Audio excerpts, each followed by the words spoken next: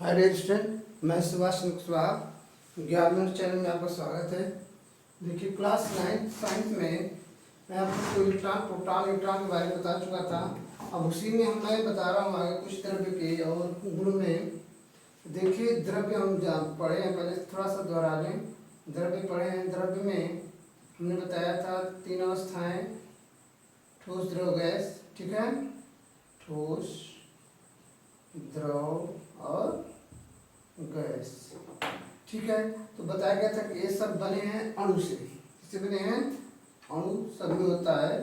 तो अणु क्या होता है? ठीक है, तो इसको हम बारीक परिभाषा जानेंगे। अणु, ठीक है, अणु लिखिए। अगर आपको नोट्स बनाना तो देख लीजिए। अणु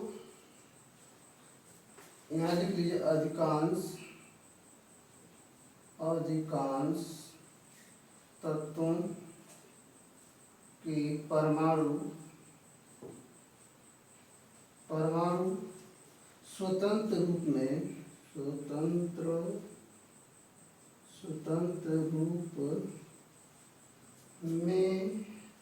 या से स्वतंत्र रूप से नहीं रह पाते हैं। ठीक है,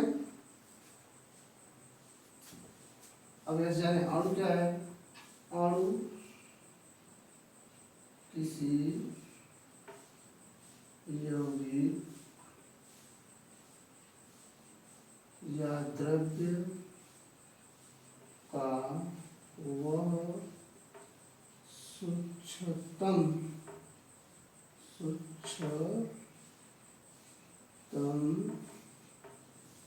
कण है जिसे विभाजित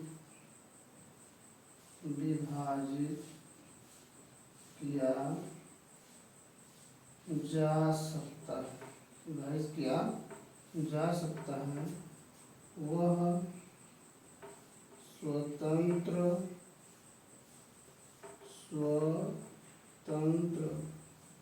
अवस्था में रह सकता है। ठीक है, जो रासायनिक अभिक्रिया में भाग नहीं लेता है। ठीक है, यह इसकी परिभाषा। मतलब जानते हैं कि बहुत से तत्व ऐसे जो स्वतंत्र अवस्था में नहीं रह सकते। ठीक है, तो जिसे अब देखिए जो स्वतंत्र अवस्था में नहीं रह पाते हैं तो वह जैसे अणु नहीं रह पाते तो वह अणु कैसे होंगे? क्रियाशील होंगे। तो इसी का अणु बताया, अणु कभी अभिक्रिया में भाग नहीं लेता। उसके जो फिर टूटता है तो परमाणु बनता है, परमाणु अभिक्रिया में भाग लेता है। तो अणु किसी यौगिक का या द्रव्य का वह सूक्ष्म कण है जिसे विभाजित किया जा सकता है, जो स्वतंत्र अवस्था में रह सकता है और जो रासायनिक अभिक्रिया में भाग नहीं लेता है। वह क्या कहलाता है? वह अणु कहलाता है। ठीक है, ये परिभाषा हमारे आज की इसमें अणु की। आगे बढ़ते हैं।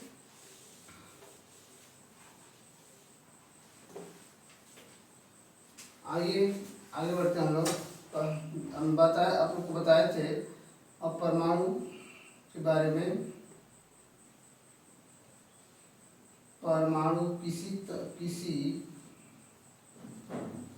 तत्व या द्रव्य का, किसी द्रव्य का वह सूक्ष्मतम कण है जो रासायनिक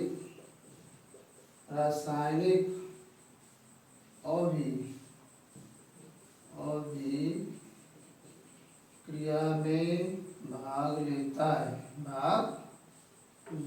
है, जो स्वतंत्र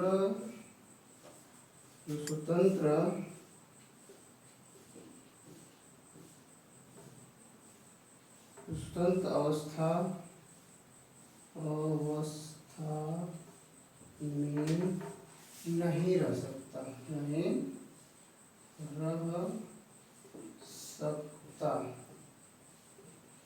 ठीक है, नहीं रह सकता। जिसे भी विभाजित किया जा सकता है। देखिए, परमाणु किसी द्रव्य का वह सूक्ष्मतम कण है जो रासायनिक प्रक्रिया में भाग लेता है, ठीक है, भाग लेता है, जो स्वतंत्र अवस्था में नहीं रह सकता। इसे विभाजित किया जा सकता है।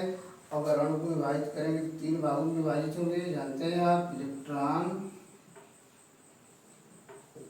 प्रोटॉन और न्यूट्रॉन। इन 3 भागों में डिवाइड करेंगे, ठीक है। तो इलेक्ट्रॉन, प्रोटॉन, न्यूट्रॉन के बारे में आप लोग को पीछे बता चुका हूँ पिछले वीडियो में। तो अब यहाँ पर हम बताने वाले हैं आपको।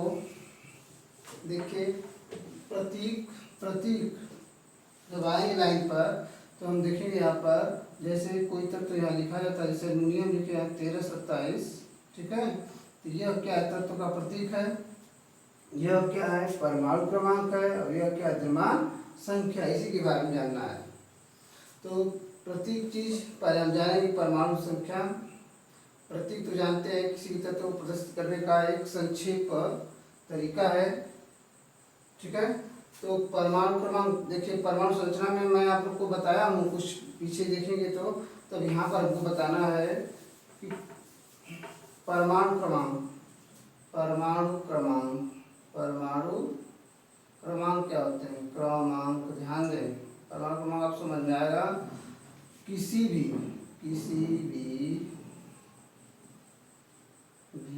तत्व में उपस्थित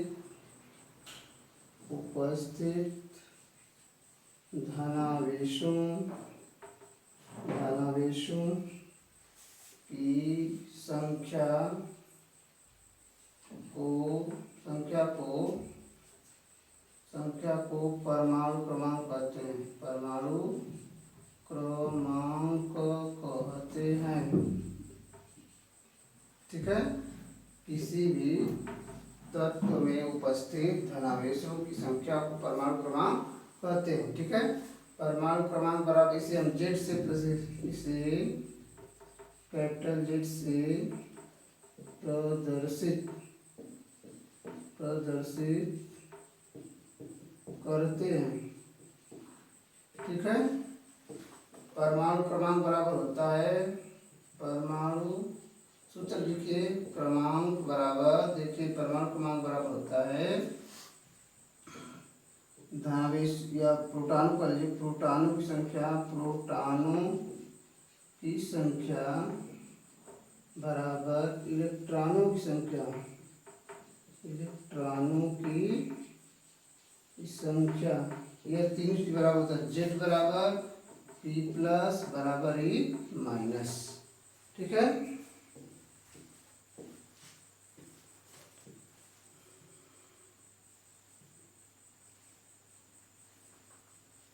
इस तरह से आप समझ गए परमाणु क्रमांक क्या होते हैं। किसी भी तत्व में, सुन लीजिए, किसी भी, जैसे मान लो सोडियम लिखते हैं, 1123 होता है, तो जो नीचे वाला होता है यही हमारा परमाणु क्रमांक होता है। प्रोटॉनों की संख्या होता है और इलेक्ट्रॉनों की संख्या होता है, ठीक है। एग्जाम्पल अगर ले लें, एग्जाम्पल यही वाला है सोडियम वाला, तो जेड बराबर होगा 11, कितना होगा 11, जेड बराबर पी बराबर और ई माइनस बराबर, ठीक है। तीनों चीज में क्या है 11। आगे बढ़ते हैं। होता क्या है कि नाभिक में उपस्थित किसी भी तत्व में उपस्थित धनावेशों या किसी भी तत्व के, कर लीजिए के नाभिक, किसी भी तत्व के नाभिक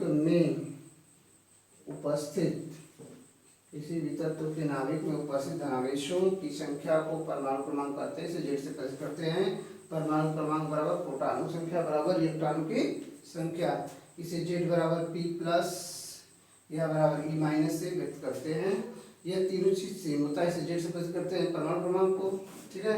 अब किसी भी तत्व में अगर जो नीचे बाएं तरफ लिखा वही परमाणु क्रमांक हमारा होता है, ठीक है।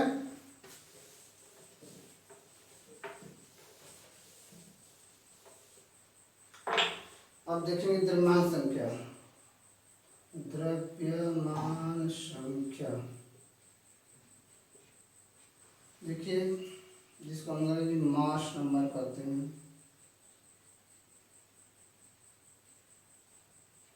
ठीक।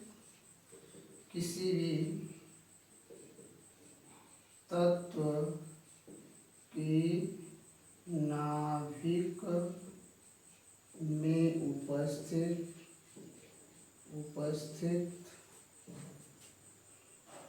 न्यूट्रॉनों और प्रोटॉनों के योग को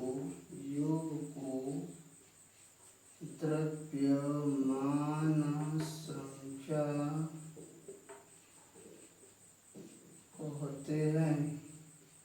कहते हैं।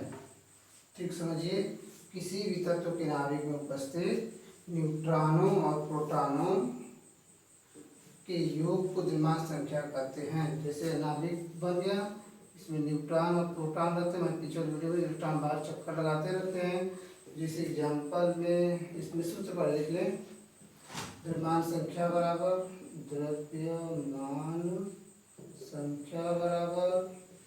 ठीक है, प्रोटॉनों की संख्या प्लस न्यूट्रॉनों की संख्या। ठीक है, मतलब इसको m बराबर z प्लस या p प्लस भी लिख सकते हैं, p प्लस n। ठीक, या m बराबर होगा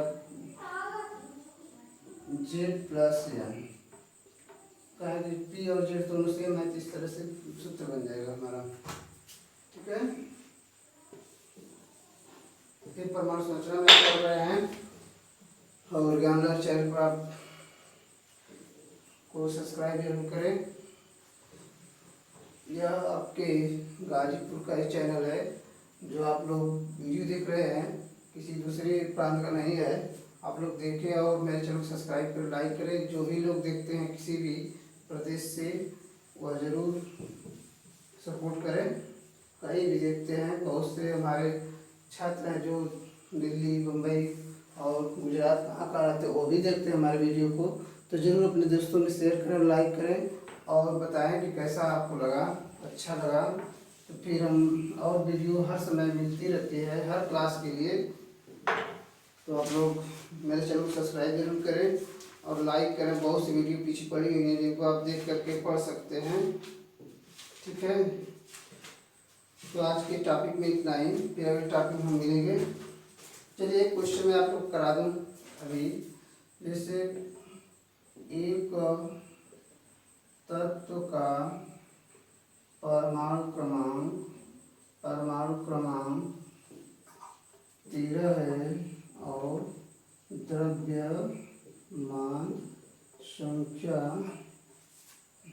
27 है, तो न्यूट्रॉनों और इलेक्ट्रॉनों की संख्या बताओ। ठीक है, इसको लोग हल कर सकते हैं। z बराबर दिया है 13, m बराबर दिया है कितना 27। तभी बताएं z बराबर m बराबर z प्लस m, तो 27 बराबर 13 धन m बराबर हो जाएगा 27 माइनस 13 बराबर कितना 14। क्या होगा, न्यूट्रॉन से कितना 14। ठीक है, तो आज के टॉपिक में इतना ही, फिर टॉपिक में मिलेंगे। जय हिंद।